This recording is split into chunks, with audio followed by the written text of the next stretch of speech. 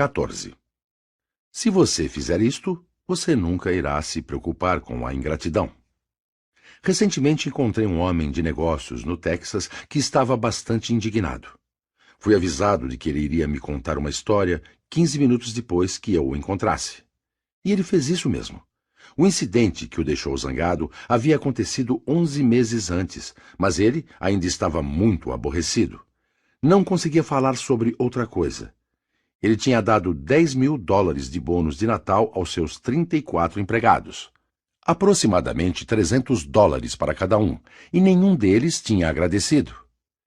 Eu estou arrependido, reclamou amargamente, de ter dado um centavo a eles. Um homem zangado, disse Confúcio, sempre está cheio de veneno. Este homem estava tão cheio de veneno que eu senti muita pena dele. Ele tinha aproximadamente 60 anos de idade. Atualmente, as companhias de seguro calculam que viveremos, em média, um pouco mais de 2/3 da diferença entre nossa idade atual e 80 anos. Assim, este homem, se tivesse sorte, provavelmente ainda teria aproximadamente 14 ou 15 anos de vida. Todavia, ele já tinha desperdiçado quase um dos poucos anos que lhe restavam com sua amargura e ressentimento sobre um evento que já devia ter sido enterrado e sepultado. Eu senti pena dele. Ao invés de ter se desgastado em ressentimento e autopiedade, deveria ter se perguntado por que ele não foi reconhecido pelo que fez. Talvez ele pagasse pouco aos seus funcionários e os sobrecarregasse de trabalho. Talvez eles tivessem considerado o bônus de Natal não como um extra, mas como algo merecido. Talvez ele fosse tão crítico e inacessível que ninguém ousasse ou se preocupasse de agradecê-lo. Talvez os funcionários achassem que ele deu o bônus porque, de qualquer forma, grande parte dos seus lucros seriam utilizados para pagar impostos. Por outro lado, talvez os funcionários fossem egoístas, grosseiros e mal agradecidos. Talvez isso, talvez aquilo. Eu não sei mais do que você sobre isso, mas sei que o Dr. Samuel Johnson disse: a gratidão é fruto de grande cultivo. Você não a encontra entre pessoas grosseiras. Este é o ponto que estou querendo enfatizar. Este homem cometeu o erro humano e crasso de esperar a gratidão. Ele apenas não conhecia a natureza humana. Se você salvasse a vida de um homem, esperaria que ele fosse grato a você? Você poderia, mas Samuel Lebowitz, que foi um advogado criminal famoso antes de se tornar juiz, salvou 78 homens da cadeira elétrica. Quantos destes homens você acha que pararam para agradecer a Samuel Lebowitz, ou ainda, que tiveram o trabalho de enviar-lhe um cartão de Natal? Quantos? Adivinhe. Isso mesmo, nenhum. Cristo ajudou 10 leprosos em uma tarde, mas quantos desses leprosos pararam para agradecê-lo? Apenas um. Confira em São Lucas. Quando Cristo olhou em volta para os seus discípulos e perguntou: onde estão os outros 9? Todos eles tinham fugido. Desapareceram sem agradecer. Permita-me fazer uma pergunta. Por que você e eu deveríamos, ou este homem de negócios do Texas, esperar mais agradecimentos para os nossos pequenos favores do que aqueles que Jesus Cristo recebeu? E quando o assunto é dinheiro? Bom, isso é ainda mais inútil.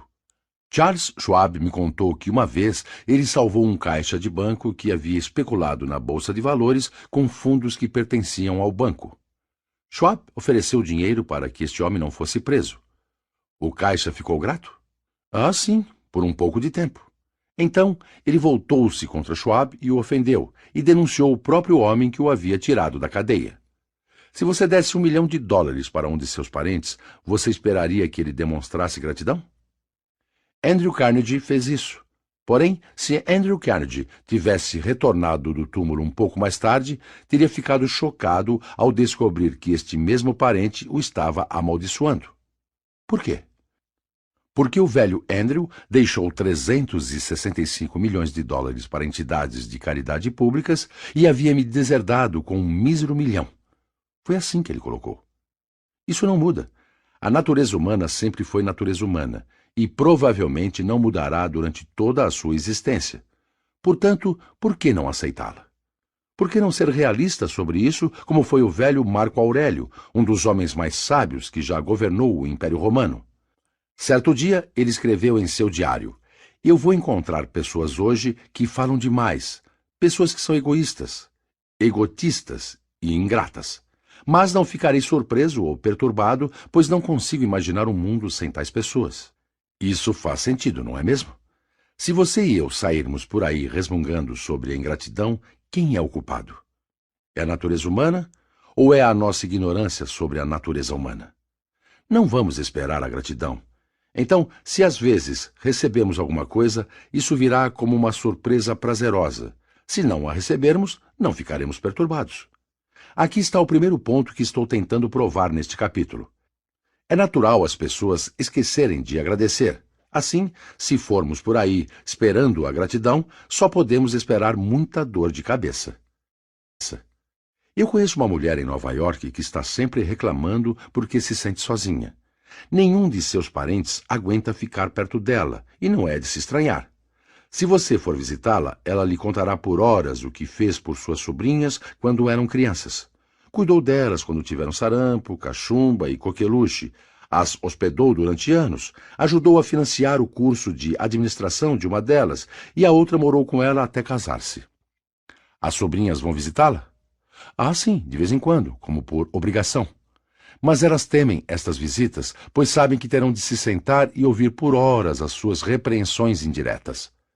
Elas serão obrigadas a escutar uma ladainha sem fim de reclamações amargas e suspiros de autocomiseração.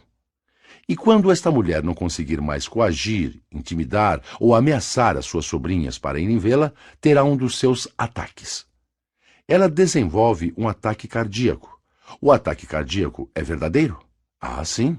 Os médicos dizem que ela tem um coração nervoso, sofre de palpitações. Porém, os médicos também dizem que não podem fazer nada por ela. O problema dela é emocional. O que essa mulher quer, na verdade, é amor e atenção, mas chama isso de gratidão. E nunca vai conseguir gratidão ou amor porque ela exige isso. Ela acha que é isso que merece. Há milhares de pessoas iguais a ela. Pessoas que estão doentes por causa da ingratidão, solidão e negligência. Elas desejam ser amadas, mas a única forma neste mundo de ser amado é parar de pedir por isso e começar a dar amor sem esperar nada em troca. Isso parece ser idealismo visionário, não prático e absoluto? Não, não é. É apenas bom senso. É uma boa maneira de você e eu acharmos a felicidade que tanto almejamos. Eu sei. Eu vi isso acontecer na minha própria família. Minha mãe e meu pai nos deram isso porque tinham alegria em ajudar os outros. Nós éramos pobres, sempre atolados em dívidas. No entanto, mesmo pobres como éramos, meu pai e minha mãe sempre conseguiram enviar dinheiro todos os anos para um orfanato. The Christian Home, em Council Bluffs, Iowa. Eles nunca visitaram aquele lar. Provavelmente ninguém os agradeceu pelas suas doações, exceto por carta. Mas eles foram retribuídos ricamente, pois sentiam alegria em ajudar as pequenas crianças sem desejar ou esperar nenhuma gratidão em troca. Depois que saí de casa, eu sempre mandava um cheque no Natal para os meus pais e insistia para que tivessem algum tipo de luxo. Mas eles raramente faziam isso. Quando eu ia para casa, alguns dias antes do Natal, meu pai me contava sobre o carvão e alimentos que haviam comprado para alguma mulher viúva da cidade, que tinha uma porção de crianças e nenhum dinheiro para comprar comida e combustível. Que alegria essas doações traziam! A alegria de dar sem esperar nada em troca. Eu acredito que meu pai possivelmente teria se qualificado para a descrição de Aristóteles do homem ideal, o homem mais digno de ser feliz. O homem ideal, disse Aristóteles, alegra-se em ajudar os outros. Aqui está o segundo ponto que estou tentando provar neste capítulo. Se quisermos encontrar a felicidade, vamos parar de pensar sobre a gratidão ou ingratidão e dar pela alegria interior de dar. Os pais têm se desesperado com a ingratidão de seus filhos por 10.000 anos. Até mesmo o rei Lear, de Shakespeare, exclamou: mais afiado que o dente da serpente é ter uma filha ingrata. Mas por que os filhos deveriam ser gratos? A não ser que os treinemos para que o sejam. A ingratidão é natural, igual a ervas daninhas. A gratidão é igual a uma rosa. Tem que ser alimentada, regada, cultivada, amada, protegida. Se nossos filhos forem gratos, quem será responsável por isso? Talvez nós sejamos. Se nunca os ensinarmos a expressar gratidão aos outros, Como podemos esperar que sejam gratos a nós? Eu conheci um homem em Chicago que tinha razão em reclamar da ingratidão de seus enteados. Ele trabalhava duro em uma fábrica de caixas, ganhando raramente mais de $40 por semana. Casou-se com uma viúva e ela o persuadiu a emprestar dinheiro para mandar seus 2 filhos, já crescidos, para a faculdade. Do seu salário de $40 por semana, ele tinha que pagar pela comida, aluguel, combustível, roupas e também pagar as contas. Ele fez isso por 4 anos, trabalhando igual a um peão, e nunca reclamou. Ele recebeu algum agradecimento? Não. A sua esposa aceitou como se fosse uma coisa corriqueira, e os filhos dela também. Eles nunca imaginaram dever alguma coisa ao seu padrasto, nem mesmo um obrigado. Quem era o culpado? Os meninos? Sim, mas a mãe era ainda mais culpada. Ela achou que era uma pena sobrecarregar suas vidas tão jovens com um senso de obrigação. Ela não quis que seus filhos começassem sob dívidas. Assim, ela nunca sonhou em lhes dizer: como seu padrasto é generoso, ajudando vocês durante toda a faculdade. Ao invés disso, ela tomou a seguinte atitude: isso é o mínimo que ele pode fazer. Ela achou que estava poupando seus filhos, mas, na verdade, estava enviando seus filhos para a vida com a ideia perigosa de que o mundo lhes devia o sustento. E era uma ideia perigosa, pois um dos seus filhos tentou emprestar dinheiro de um empregador e acabou na cadeia. Devemos lembrar que nossos filhos são o resultado da educação que nós lhes proporcionamos. Por exemplo, a irmã da minha mãe, Viola Alexander, de Minneapolis, é um ótimo exemplo de uma mulher que nunca teve motivo para reclamar sobre a ingratidão dos filhos. Quando eu ainda era menino, a tia Viola levou sua mãe para a sua casa para amá-la e cuidar dela, e fez a mesma coisa pela mãe do seu marido. Eu ainda consigo fechar meus olhos e ver aquelas 2 senhoras sentadas diante da lareira na casa de fazenda da tia Viola. Elas eram um problema para a tia Viola? Suponho que frequentemente, mas você nunca perceberia isso pela sua atitude. Ela amou aquelas velhas senhoras e assim satisfazia seus caprichos e as mimava e as fazia sentirem-se em casa. Além disso, tia Viola tinha 6 filhos, mas nunca passou pela sua cabeça que estava fazendo algo nobre ou que merecia uma auréola por acolher estas 2 velhas senhoras em sua casa. Para ela, foi uma coisa natural, a coisa certa, aquilo que ela queria fazer. Onde está tia Viola hoje?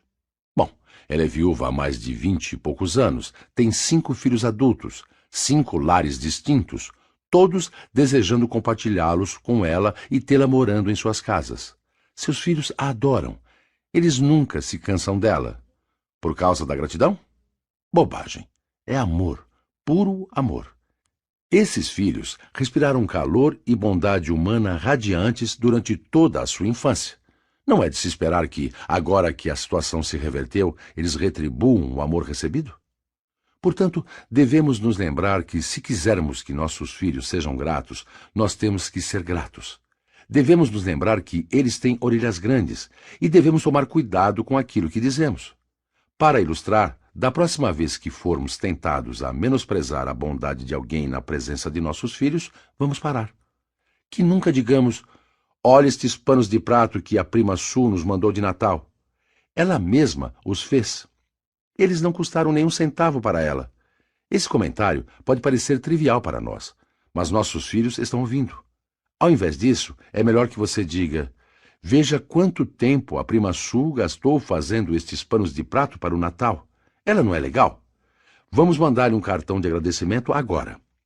E nossos filhos podem absorver inconscientemente o hábito de elogiar e apreciar o que os outros fazem. Para evitar o ressentimento e a preocupação por causa da ingratidão, aqui está a regra número 3. A. Ao invés de nos preocuparmos com a ingratidão, vamos esperar por ela. Vamos nos lembrar que Jesus curou 10 leprosos em um dia e apenas um voltou para agradecer. Por que nós deveríamos esperar por mais gratidão do que Jesus teve? B. Lembremos-nos que a única maneira de encontrar a felicidade é não esperar a gratidão, mas devemos dar pela alegria de dar. C. Lembremos-nos que a gratidão é uma característica cultivada. Portanto, se quisermos que nossas crianças sejam gratas, devemos ensiná-las a ser gratas.